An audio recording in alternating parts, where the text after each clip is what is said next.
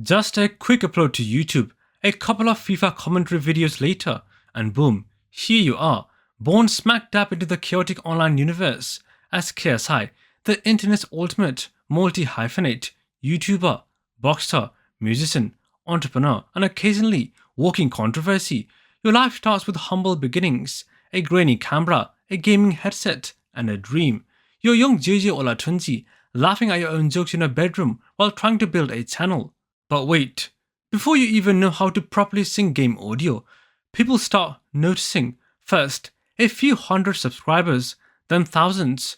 Pretty soon, you're racking up views faster than a toddler with a bowl of spaghetti racks up messes. Hey, this YouTube thing might actually work, you think, wobbling through those early days of online fame like a newborn foal trying to stand for the first time. Ah, but fame is a double-edged sword, isn't it? The more people notice you, the more people have opinions. Suddenly, it's not just about whether you're funny, it's about whether you're the best. But you're not deterred. No, this is where the classic KSI hustle kicks in. You grind harder, crank out content, and soon, you're not just a YouTuber, you are a brand. Cue the montage of house upgrades, custom Lambos, and collaborations with everyone from Logan Paul to, well, everyone except PewDiePie probably. Then suddenly, one day, the online battlefield shifts. It's not enough just to make people laugh anymore. Now, you are throwing punches, literal ones, in a boxing ring. The transition is as unexpected as a plot twist in a poorly written Netflix series, but somehow you are good at it, like scarily good.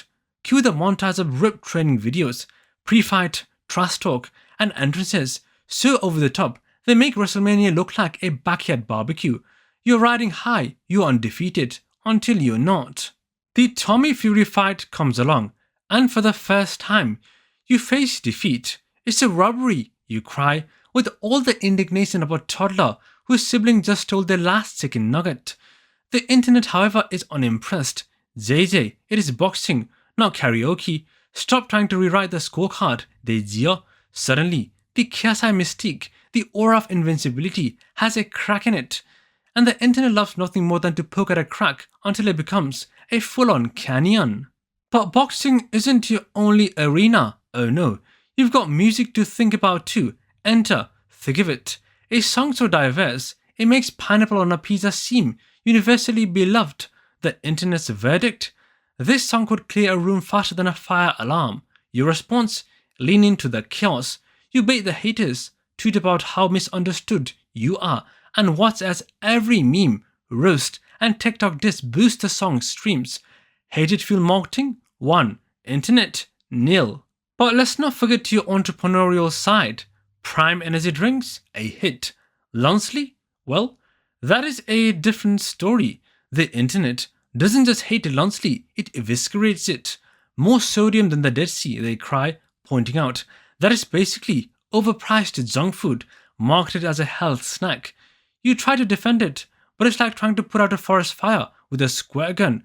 The backlash is relentless, and suddenly, even Dan TDM's old candy ads are being dragged into the mess. Why does everybody hate me? You wonder aloud, probably while sipping a prime hydration drink. Spoiler alert, it's because you're you, JJ.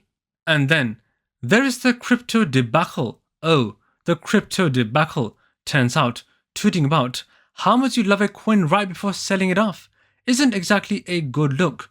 I thought the market was trolling me, you explain, which is not as comforting as you think it is. Suddenly, you're not just the guy who sold out Wembley Arena, you're the guy who maybe, possibly, sold out your fans. Meanwhile, your fans, the same people who supported you, when you're making FIFA jokes in your bedroom, are starting to wonder who you've become. The humble, self-depreciating JJ they fell in love with seems to have been replaced by a version that's equal parts egomaniac and a PR disaster. Take your reaction to the crypto allegations, for example.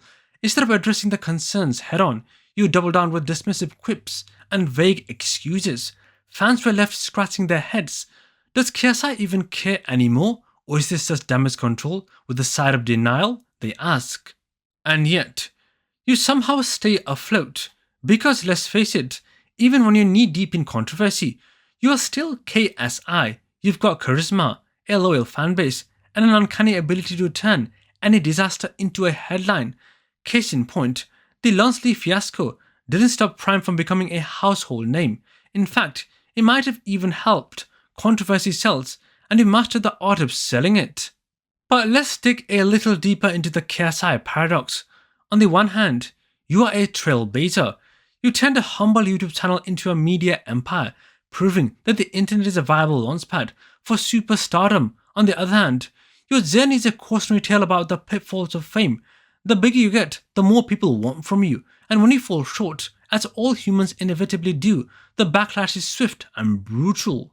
Take your music career for instance. For every hit single, there is a thick of it. A song so polarizing is practically its own meme, and while some might argue that any publicity is good publicity, the constant scrutiny takes a toll. Every lyric, every beat, every music video becomes a battleground for opinions. Is this a genuine artistic effort or just another cash grab? Fans wonder, and honestly, sometimes it is hard to tell. Then there is the boxing. Oh, the boxing. What started as a fun way to settle YouTube beefs has become a full-fledged career.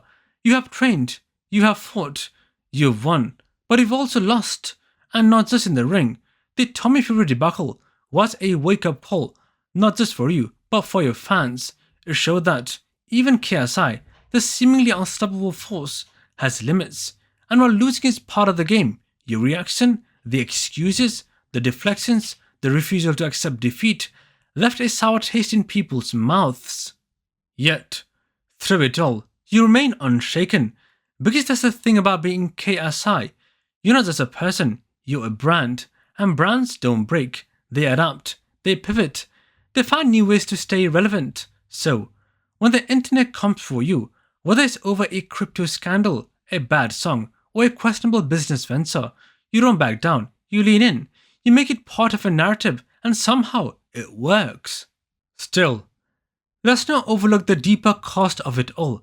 The persona of KSI is larger than life, but behind it is JJ Olatunji, a guy who, like anyone else, probably feels the weight of expectations.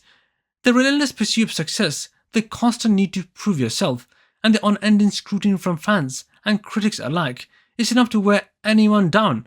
And while you've managed to turn chaos into currency, one cannot help but wonder at what point does the act become too much? Even your friendships have come under the microscope. Your dynamic with the sidemen has been both a strength and a point of contention. While the group's projects have been wildly successful, there have been whispers of tension, moments where your larger-than-life ego seemed to overshadow the camaraderie that fans loved in the first place. Whether it's playful banter or genuine friction, the question remains, how long can the balancing act last? And let's not forget the controversies that did not make the headlines but still left a mark. From your early days of edgy humor, some of it hasn't aged particularly well, to your more recent stumbles, you have faced your fair share of cancelled moments. Each time, you have managed to bounce back, but the internet has a long memory. How many more chances will you get before people start to tune out? So, what is the takeaway here? Is it that KSI is invincible? Hardly. You've had a fair share of stumbles, but you've also shown an incredible knack of turning those stumbles into stepping stones. You've proven that success isn't about avoiding failure, it's about how you handle it. And while your methods might not always be conventional or even ethical, they are undeniably effective. In the end, being KSI is a bit like being a character in a soap opera. There are highs, there are lows, and there is always a drama, but that's what keeps people watching, and maybe that's the real secret to your success. Because in a world where attention is currency, you figured out how to stay in the spotlight no matter the cost.